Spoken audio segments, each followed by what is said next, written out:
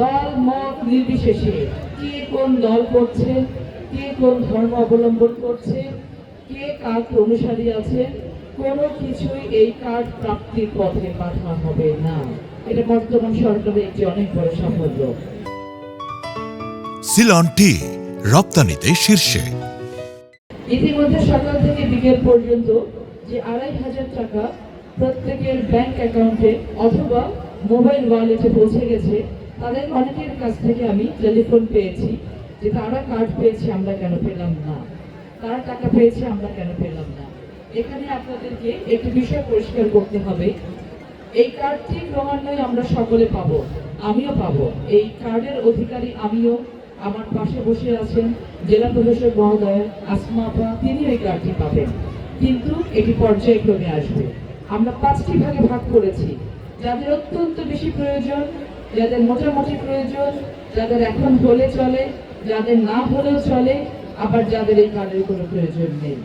এই 5টি ভাগে ভাগ করে ক্রমান্বয়ে আমরা এই কার্ডগুলোকে মানুষের কাছে পৌঁছে দেব।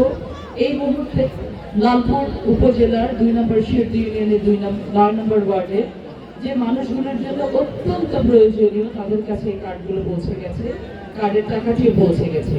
এটি বাংলাদেশের বর্তমান সরকারের, বাংলাদেশ জাতীয়তাবাদী দলের যে নির্বাচনের ম্যানিফেস্টো ছিল, সেই প্রতিশ্রুতির একটি বিরাট অংশ আমরা সম্পন্ন করতে পেরেছি বলে আমরা মনে করছি। এটা বর্তমান সরকারের একটি অনেক বড় সাফল্য।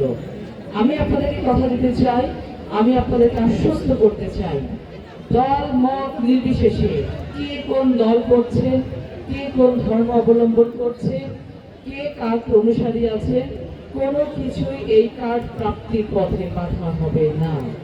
আপনারা প্রত্যেকে একজন নারী সদস্য হিসাবে, একটি 5 সদস্য বিশিষ্ট পরিবারে কর্ত্রী হিসেবে আপনারা এই কার্ড পাওয়ার অধিকার রাখবেন এবং সেটা পেয়ে যাবেন ক্রমান্বয়ে।